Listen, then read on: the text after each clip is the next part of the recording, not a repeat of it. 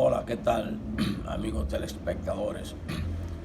Los mellizos Cabrerabaque por TV, otra entrega más en medio de la prolongación de la crisis sanitaria pandemia coronavirus 2019.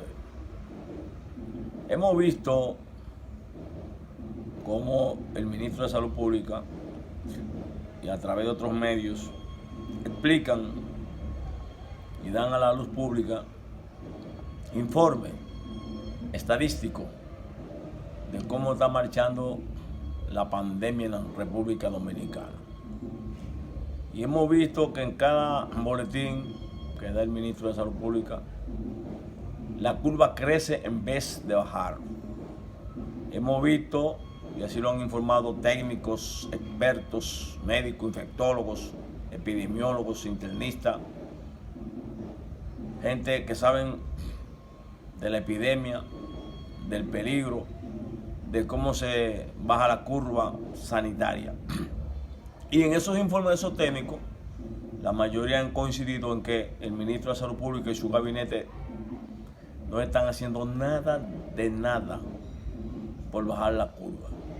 Y también se ha interpretado que la crisis sanitaria se está manejando desde el Poder Ejecutivo con fines clientelistas, con fines politiqueros, con fines de subir la popularidad de un candidato que hace un mes, en marzo y febrero, estaba muy por debajo de un 35%.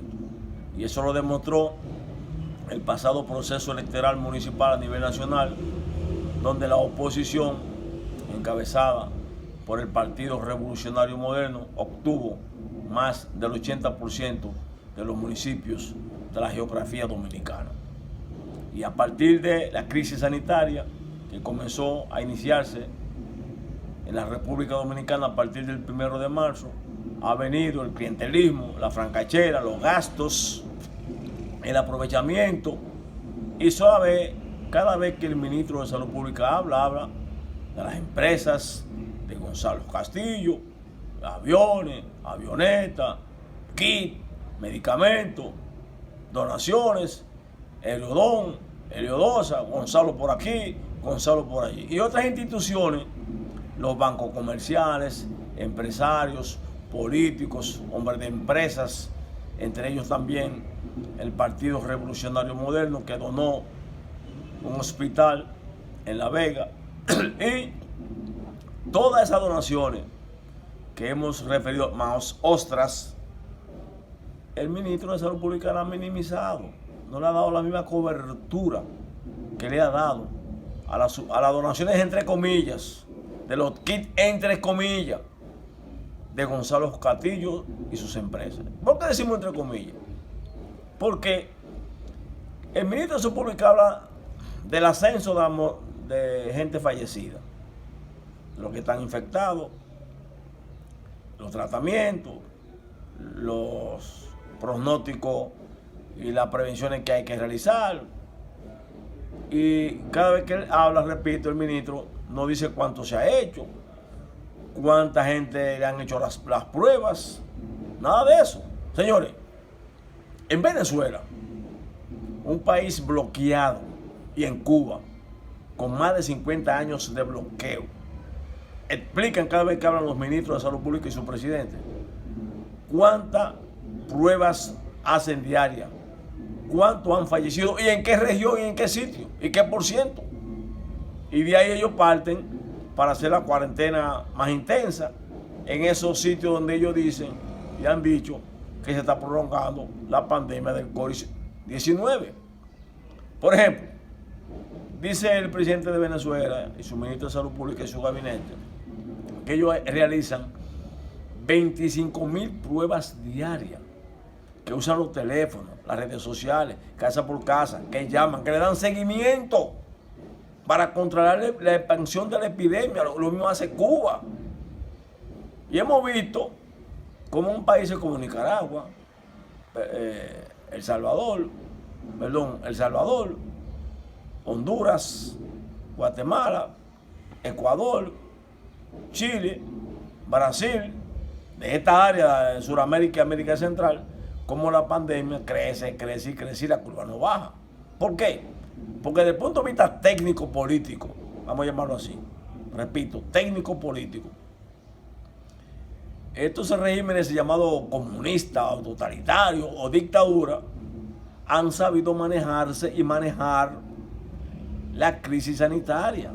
Bolsonaro en Brasil, pues una panadería, voy por allí, eso es mentira, que se mueran los viejos, etcétera, etcétera. Lo mismo ha pasado con Estados Unidos, donde los asesores de salud de Estados Unidos, congresistas y políticos de alto nivel y empresarios de alto nivel han cuestionado la forma negligente en que ha manejado la crisis sanitaria el presidente de la primera potencia del planeta Tierra. Lo han dicho. Y por eso tenemos que Nueva York, Miami, New Jersey, Michigan, mueren y la pandemia crece y crece. Y ellos han puesto fecha, que en abril, que el 30 de abril, no, nosotros dudamos que sea el 30 de abril. Según como vemos viendo los acontecimientos a nivel internacional, principalmente la primera potencia de la República Mundial, vamos a pasar a abril, vamos a llegar a mayo y la curva de la pandemia de salud no va a bajar. Y eso repercute en la República Dominicana. ¿Por qué? Porque tenemos miles de dominicanos y dominicanas, muchos, ya han muerto más de 100 dominicanos. Repito, muchos miles de dominicanos y dominicanas que viven gente aquí de la remesa, no están trabajando, tienen que pagar local y habitación en Estados Unidos, y eso está afectando a su economía personal y familiar. Aquí también por lo mismo. Por ejemplo, aquí tenemos muchos locales comerciales que son alquilados, bufetes de abogados, consultorio médico, salón de belleza, ferretería, negocios que pagan altos alquileres, compraventa, mueblerías, entre otras, que aunque haya crisis sanitaria, tienen que pagar religiosamente el alquiler, si no van a los tribunales, si no lo demandan. Y el gobierno no ha tomado en cuenta esas cosas, no ha tomado en cuenta, por ejemplo, el populismo. Vamos a dar tarjeta, pero ¿qué tienen esas tarjetas?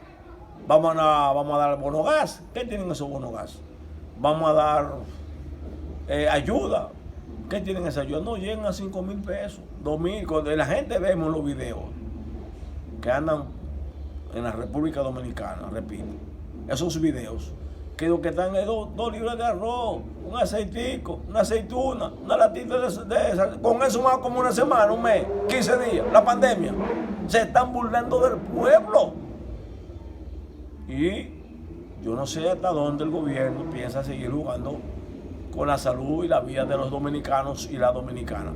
Hemos visto que la Junta Central Electoral fijó fecha para las elecciones presidenciales y congresuales, 5 de julio. Y la pregunta es, fue sin consenso. ¿Por qué? El Partido Revolucionario Moderno estaba pidiendo tiempo para fijar su posición. Y digo esto porque, según la misma ley electoral, cuando se dio el sabotaje electoral terrorista de febrero pasado, la ley decía que son 30 días, la misma ley electoral de partidos políticos. Si se va a proponer esta por un imprevisto, que es igual con diferente situación que la de febrero. Aquí hay una crisis internacional de salud. Aquella fue un sabotaje electoral con fines inconfesables de robarse la mayoría de los síndicos o alcaldes y regidoras a nivel nacional. Entonces, ¿cómo ponen el 5 de julio? A ver, pregunta, 5 de julio. Y la segunda vuelta será el mismo mes de julio. Y después de las elecciones presidenciales no vienen los escarceos, el derecho al pataleo, los incidentes, el que me robaron, que me faltó un voto, que tal junta, el escarceo, repito, eso va al Tribunal Electoral primero, después va al Tribunal Superior Electoral. Son y cogen su tiempo, cada audiencia, cogen su tiempo. Entonces yo creo que la fecha, respetando el derecho y la autoridad que tiene la Junta Central Electoral, la Junta Central Electoral no consideramos